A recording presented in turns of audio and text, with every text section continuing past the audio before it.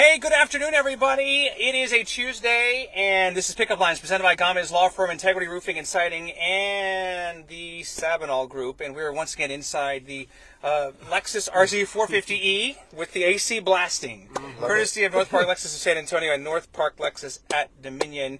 And I'm telling you right now, I'm going to learn something today. It involves cold. Actually, I'm deliberately not going to show you the label, but it involves cold refreshment.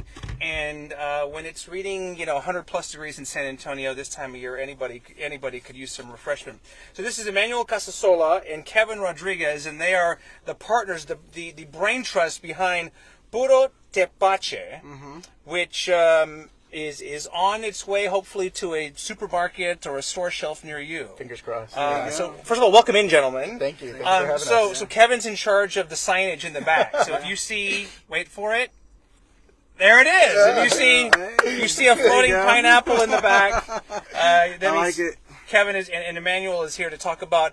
Let's just start with the very basics here. Puro Tepache, your elevator pitch. Yeah. Explain what it is and how did you come up with the name? Sure. So Tepache is a product that's indigenous to Mexico. If you go to Mexico City, you'll find it at every market corner and throughout Mexico. Right? It's been made there for hundreds of years. What we have is an American version of it, right? Right. It's something that's authentic to the flavor of a traditional tepache. It's a fermented, probiotic, non-alcoholic drink. He said non-alcoholic, by the way, because I think that the first time I saw it, I thought, oh, this is for the adults only. But no, it's non-alcoholic. No, it's non-alcoholic. It's kid-friendly. What we do, so the reason why it's called Puro Tepache, it's kind of a play on where we're from, right? We're from San Antonio, so that Puro culture, right? I'm going to show it now. Yeah. The other thing, though, it's such a pure product. It's authentic to its roots from Mexico. It only has 5 ingredients. The main ingredient in it is pineapple rinds. So what we do is we take pineapple rinds that are already destined for landfill. We're working with a local fruit processor that cuts pineapples for restaurants and fruterias, and we buy them from him. And we're using that to make our product. And so we're trying to do something that's, zero waste or, something that will help the environment, but also create a delicious drink. So it's not necessarily the fruit or the meat of the pineapple. No. It's literally the rind that I've thrown away, and that everybody throws away. 99.9% of the people throw away. Which was kind of how we started our journey. Right. Last year, my wife and I, we were going through IVF. And in vitro fertilization. In vitro fertilization. Trying to have a baby. Trying to have another. We have an 8-year-old, but we wanted our family to grow bigger. Right. And she's so into every single social media group for fertility purposes, right? And so she found a post online about how pineapple is supposed to help with fertility. And so we were buying pineapple after pineapple, and she was eating it with her tajin, in front of the TV. And one day, Kevin and I, we would go into each other's office and we kind of just, catch up for the day. Because you guys already work together. We were working together, the Blood and Tissue Center, not far from where we are here. Right. Yeah. And I just mentioned it to him, saying, "Man, we're going through so much pineapple. I should make some tepache." And he goes, "I don't even know what that is." Right. And so I started explaining to it, and really Kevin's one of those guys that he'll take an idea and he'll run with it. Right. And he was like, "I'm gonna figure out how to make it." So Kevin, that kind of go through that process. So it's essentially it's like you brew it, correct? Right. Like you would like a craft beer or a homemade beer type thing. Similar, more like a kombucha. Okay. So after countless YouTube videos, essentially the way they do it in Mexico is they have this huge clay pot. And in that clay pot, they'll throw in their pineapple rinds, add water and spices, and then they'll cover it with like a wooden door or even like a towel. Let it sit there for 3 days, and then somebody comes along, they're like, "Hey, it's ready." They start pouring it in. They actually pour into a bag. They'll pour it into a bag. Yeah. And they'll actually pour it into like a bag, put a straw in it, twist it, and serve it that way. And so seeing how it was made, I'm not gonna lie, originally I tried to make it just, for myself in that same manner. And it was rough. It was really, really rough. It was funky. Yeah, it was funky. I was like, whoa. And I remember bringing it, trying, "Hey, man, did I get it?" And then, bless his heart, he was like, "Oh, yeah, this is all right. This is okay." And so he put the funk in functional. Yeah. So after toying around with it, we used our quality background to really streamline the process, take out the variability, and then really start striving towards a high quality. And Of course, we don't make it like that anymore, but now we're able to create a really refreshing pineapple beverage that is as healthy for you as it is tasty. But your backgrounds in your work experience, kind of, you were uniquely qualified to do something like this. Right. So I spent about 15 years in food microbiology. So I worked at a food safety laboratory where we tested things from a microbial standpoint. I would work with customers to do risk assessments on what is the microbial, risk factors in a facility, right? Oh. So I kind of understood microbiology at that point. Kevin also, we're in the quality department at South Texas Blood and Tissue and at BioBridge Global. Right. But Kevin also had a food quality background. Yeah. He wanted. Yeah, I worked for Creamy Creations Ice Cream. Get out of here! Have you ever seen those shows? Did you bring any with you? Yeah, I wish. Have you ever seen those like How It's Made, where you had the guy in the white coat? I love those shows. Yeah, I love those shows. Seriously. And then the guy just walks around with a white coat. Yes. Eats ice cream all day. I was that guy. You're So it was fantastic. You're I loved kidding it. me. My wife hated it because I put on like 20, 30 pounds. Well, but I loved it. I thought it was great. So you worked for HEB or for like strictly Creamy Creations? Just strictly Creamy Creations. Oh, I did that for about, gosh. I don't know, like 7-8 months. What a great job. Yeah, it was awesome. And then the blood bank called me back and said, "Hey, we need help." What's your favorite flavor of ice cream, or are you sick of it now? Oh man, so they have a lemon cookie ice cream that I love, and I love lemon, the flavor like a sweet lemon. Yeah. My favorite Creamy Creations is Cookies Over Texas. Oh yeah, that one is fantastic. I have never met a man or woman who had that job. Like I've always thought that's fascinating. Yeah. And like I would want to try that, and you literally did it. Yeah, I did it. It was You need great. to get into quality. Apparently, there you go. apparently. So fast forward now. You hear the story about the I would again. I never made, and my wife and I had issues, 20 years ago, and we were trying to have kids and everything. But I never would have made the pineapple rind connection. So you're hearing this, right? So after we finally had a product that was like I said, tasty as it was healthy. We realized that there was a real opportunity for us to share this with people. Me and Emmanuel was only able to find this when he would go to Mexico. Right. So knowing that we're not special, there's people out there like us, we were like, well, what do we have to do to get this product in their hands so they can enjoy it? And there's a real nostalgia factor to it. I mean, at these pop-ups, we have people who will tell us these beautiful stories about how their father or grandmother would make tepache for them, and how much they missed, those memories. And it's an opportunity for them to have those memories again, but with their kids. Yeah, it's one of my favorite things to hear when we're at a pop-up event and people try it for the first time. One of my favorite things that I hear is, "Oh, this reminds me of blank." Yep. It reminds me of my grandma. It reminds me of my aunt. It reminds me of Christmas. Oh, that's the best. Whatever. That's the best. I know we're tapping into something unique there. The nostalgia. Yeah. My wife just said, "Bring me a drink. I want to try it." As long as we're not having any kids. We're not having any kids. So scientifically speaking, is there a correlation now? Like, has it been proven that perhaps what you guys are making could help people who are having a hard time? So we can't make any claims like that because we haven't done any studies or anything like that. I don't know. I just know that we just had a 1-month-old. So I mean, the IVF worked. So I don't know. But what I will tell you about the great thing about the product is because we only use 5 ingredients. We're not adding anything that You can pronounce the name of all 5 ingredients as well. It's pineapple rinds and cores. It's cloves. It's cinnamon.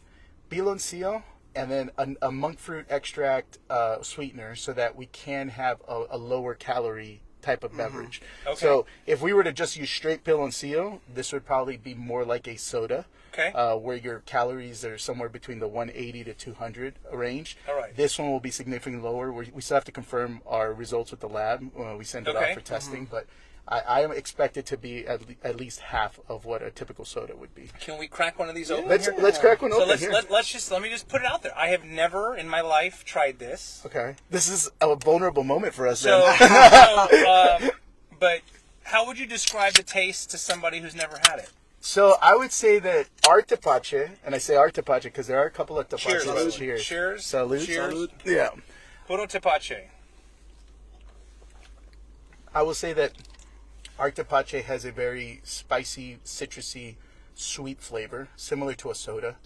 It's got that champagne-y carbonation. Okay, I'm going to stop you right here because I know what I was expecting, and this is so much better than what I was expecting. Oh, thank and no you. disrespect. What I'm saying is, I don't know if maybe I was expecting something with like a salty or like a Vinegary? more of a, well, because I've tried kombucha before. Yeah.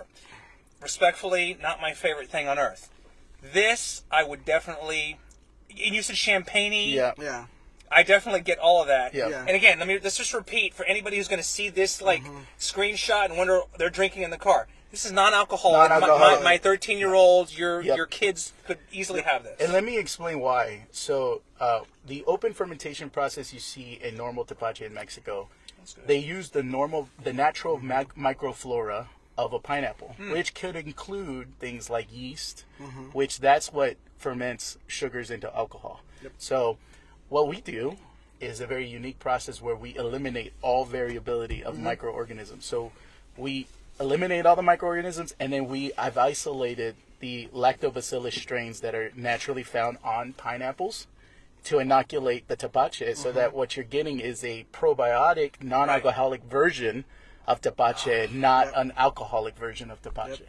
Now, so that does exist, though. An alcoholic version Yeah, exists. so Austin E-Ciders put out recently a tepache product that is alcoholic. Okay. And, when you go to Mexico and you taste corner-bought tepache, you probably will have some that has alcohol in it. Yes. And that's very natural. The natural microflora, like I said, of pineapples would have yeast. Yeah. So, You know what's funny about it is you kind of hit it that you weren't expecting that taste, right? I was not. Honestly, so- honestly, I'm just saying. I'm not just saying that. I was not. So people will often ask us, what is it like? And we'll say, tepache is the Aztec version or the Mexican version of kombucha. And just like Mexican food is so much better, tepache is so much better. So all those kombucha fans, I'm sorry. Right. Well, I'm not going to lie. Yeah. This is definitely better than the kombucha I've tried Yeah. before. So in terms of a historical reference, how far back can you trace the ancestry, the lineage, or the creation of tepache as you know it? Yeah. So the Aztecs were the kind of the ones who invented the idea of having tepache. There's actually there's lore about it, and you probably got to speak about it a little bit better than I will because I'm probably gonna butcher it.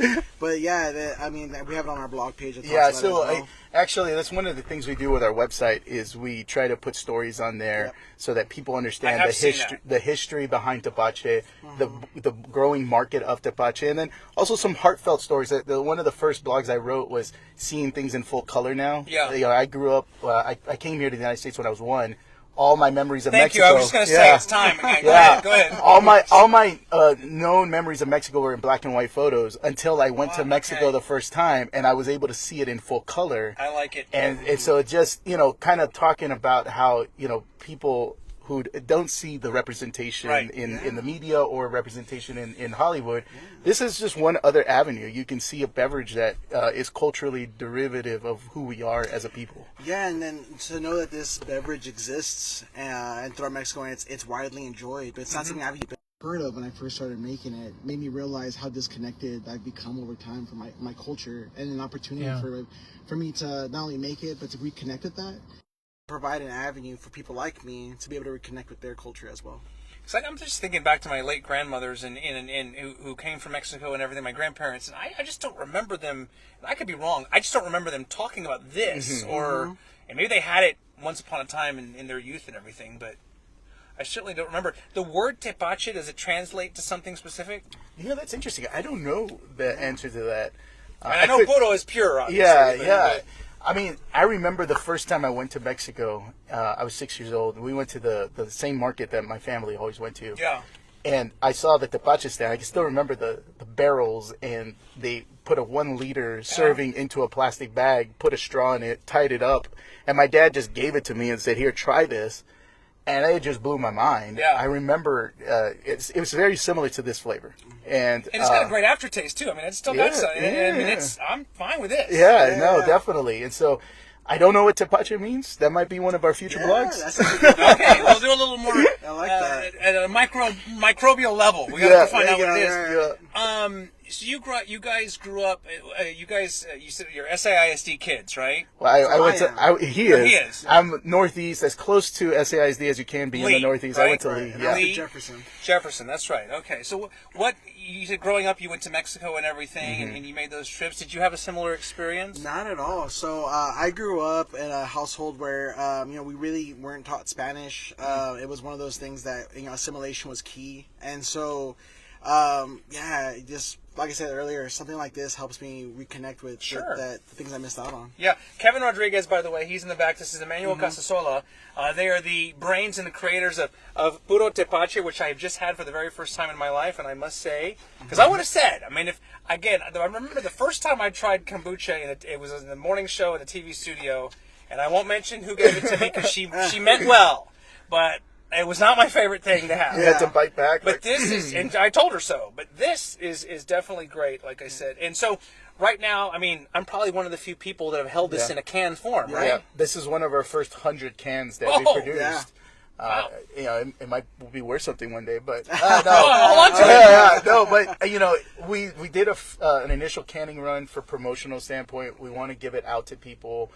We want to supply it to restaurants so that, you know, if they have one of those coolers in their front, they can sell the tepache there. Yeah. I will tell you that when I talk to people who do know tepache, their first question is, "Can I buy some from you right now?" Yeah. And they want it. And I think for the same reasons, right? They remember it. They like how it tastes, and it's something that you can't find really here in the United States. Yeah, that's why we rush into cans. Is that we were doing pop-up events with kegs, and then the feedback we had was, how do I take this home with me? Yeah, right. Like, oh, okay. So yeah, we definitely have a demand that we need to start filling. Make it portable. Yeah, the first time we sold it was just back in April. So we've really have only been selling this product for a little over 2 months. So we just formed the company on January 29th. Seriously? So this has been something that we're trying to get out to public. Yeah. Well, I could see this like at Fiesta, you know, the Cinco de Mayo, the Dia de los Muertos. all those. Well, that's coming up, but like Fiesta for sure. I mean, you guys got to get the pineapple Fiesta medal going and all that. Yeah. I mean, I don't want to tell you how to do your job marketing because you're already doing it very. Well, we do have a flavor that. Speaking of Dia de los Muertos, we have a black label product that's made with a piloncillo that's a little bit darker, that's been cooked a little longer, and we're thinking of releasing that at limited times around Dia de los Muertos and calling it La Muerte. So of course, that's another avenue for us. The creative juices are flowing. Yeah. Do you have seriously? Do you have a marketing person, or you guys handle you two? No, Yeah. I mean I know because I see the wheels spinning and everything, and there's a bunch of different because I've met other people who've done craft sodas, craft beers, whatever. You're the first ones that I've ever met, at least, or have talked to that have done tepache. So, I mean, I'm just saying. Thank you. Just saying. Just saying. And the branding and the logo and everything is on point. Thank you. Appreciate that. I do like that. What do your wives and your families think about this? So, you know, I think my wife is super supportive of everything that I do in my career. She's always been one that says, go for it, right? Whether it's been school, you know, other development programs I've been in, work, she's been one of my biggest cheerleaders. So, like, if it's, you know, working with him late one night brewing at a pop-up event on a Saturday, she's been super supportive, even though we have a newborn at home. Oh, she's just like, you do what you have to do. And yeah, exact same. I mean, I've always been super supportive. I know I talked about like the 40 batches that were terrible. Right. I hate to say this, and I love my wife. I love you, babe, for watching. But she was one of those individuals that tested those out and let me know, like, oh, I mean, this is rough. And she was always so kind about it. She would say, like, oh, this is okay. Yeah, and I was like, oh, it's not. So, but don't you love her for that? Because my wife is the same way. Whether it's like in my case, you know, something I say or an idea for a show or something, she'll be like, no, or like, yeah, it's great. Yeah, for better or worse. For right? better or for worse. Yeah. Exactly. And this is just great. And I mean, did you think? Because you guys have known each other just a handful of years, right? Yeah. So there it is. We met each other at work. Yeah. And 5 years ago, Kevin came into my office and said, "Hey, they're telling me that I should find a mentor."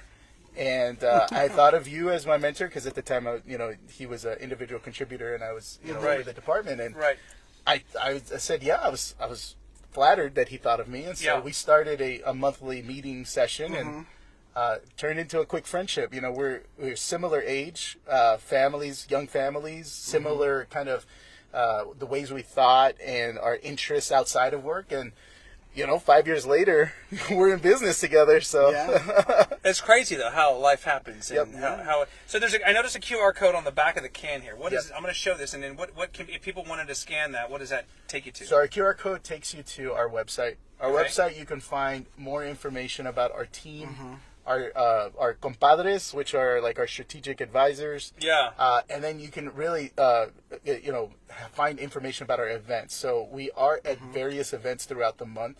We do nonprofit events as well. So we were at the State of the Homelessness a couple of weeks ago. We were invited by a homeless advocacy group close to home. Yeah. We've done things with Mahila's Heart, which is an organization that Know them well. know them well. Gloria and Jason and everybody, shout out to them. Love them, yeah. And so we've also our organization. We want to be a positive impact to the community. And have that social awareness. So you can find information on the events we're at, whether they're markets or pop-up events. And then you can also subscribe to our newsletter, which we send out on a weekly basis. PuroTepache.com. So Tepache is Tepache. Puro Tepache. One more time. One more for the time. spelling. I was gonna say. For the spelling, make sure we get that correct. There it is right there. Who came up with the logo? So this is interesting. Collaboration, This is really. an AI collaboration. Hey! Yeah. Okay. So we went on an AI generator, and we just refined it as much as possible until we got the logo that we wanted. Right. And that's how it was born. Yeah. So I will never look at pineapple rinds the same way again. They're gold now. And I wonder, like in all seriousness, if somebody sees this, or I don't know, a restaurant or what, like somebody says, "Hey, I've got all this." Yeah. These pineapple rinds, could they contact you and make a yeah, connection? absolutely. Yeah. So it's funny you should say that. Where we manufacture our product, it's one of those facilities where you can rent out spaces. Yeah, yeah. One of the spaces near us, they make aguas frescas, Yes. and they inquired about giving us the rinds. We're taking them from them. So we definitely want barter to. or something. Yeah. There you go. We want to contribute to making this earth a better place, and one way is repurposing what would normally go to landfill. And using it for Tepache. I'm telling you, I learn something new every time I do one of these shows. And this is no exception here. So, really good stuff. Puro Tepache, once again. So, best case scenario, how soon can the general public get their hands on these, do you think? So we're in talks with a couple of coffee shops that they want to carry our cans in immediately. So that will be, and you'll be able to. We'll announce it on our website. Don't worry, and on our social media, Instagram and Facebook. We're also in talks with a very prominent restaurant here in town. You've heard of it. Yep, you've heard of it. They want to have it on tap, and they also want to potentially use it as a mixer for cocktails. Well, I was going to say, Yeah. because just, again, sipping on this thing, I can easily see it where you'd add some of your favorite spirits to this or whatever, and then you could name the adults. I've tried it with one in particular, Okay. and it was fantastic. So you'll probably see it pretty soon at that restaurant as well. Yeah. And then slowly we'll want to start working with local fruterias, taquerias, whoever has one of those like coolers in the front where they have drinks. We'd love to see the Tepache there. I'm sure you have clientele who have heard of Tepache, who want to drink Tepache. And you're not going to find a Tepache that's better tasting or higher quality than ours. No. And again, the nostalgia that comes with it is, to me, as good as the product itself. I mean, that's there's something about that. When we all have our stories, right, of our, like I said, abuelitas or tios and tias or whatever that looks like to you, just growing up, and it kind of takes you back Absolutely. to that. Yeah. Yeah. Cool stuff. Okay. Thank you. Well, so the next step in the process is just continuing those talks and all that Continuing stuff. those talks, ramping up our capacity. Yeah, Kevin is he really is the brainchild behind it. He's the one who refined the process. His whole job is trying to figure out how to make more of it. Because hopefully that's a major manufacturer calling you right now. I want some. And again, as this is all happening and everything, do you ever just think about how crazy it is that It's a wild ride. I think I tell you that all the time. We literally just started late January, and so I think originally our goal was like, hey, we just want to be at a couple events every month, and we're good with that. And now it's like, hey, how do we ramp up to make a couple thousand cans per month? Yeah. How do we start filling this demand? And I think the biggest thing I said is enjoy the ride, because you only get to experience this so often, and life's short. Yeah. Tepache ice cream is next. There you Tepache go. ice cream, I love I'm just it. saying. Yeah, I like Seriously, that. super cool to have met you weren't with us a little while ago. He used to be the ice cream taster for Creamy Creations. One of which, yeah. So I went to QC for Creamy Creations. Good times. What, he got paid. White coat and all. A white coat got paid to eat ice cream. There you go. Now listen, I'm thrilled for you guys. I was so excited to try this. I had never had it before, and it certainly delivered, and then some. And just to prove it, I'm going to polish this can off right now. Give them the website and everything while I'm doing this, and we'll send you out. Website is www.purotepache.com. Our tagline is "Taste the Culture." Literally, that's a double entendre. Yes, it is. You've got your micro in there, but it's also cultural derivative for our Latino community. Love it. All right, purotepache.com is the website. Kevin Rodriguez in the back, Emmanuel Casasola here in the front. Great job, gentlemen. It's good to see you both. Congratulations. Here's to many more years of success. And thank you. Tepache for all. Indeed. I like that. Indeed. All right, there you have another episode of Pickup Lines presented by Gamez Law Firm, Integrity Roofing and Siding in the Sabinal Group. I learned so much today, but find out more. Again, purotepache.com to find out more about what Kevin and Emmanuel are doing. We'll be back very soon with another episode right here. Until then, stay cool. Have a great day. Bye for now. Bye. Bye.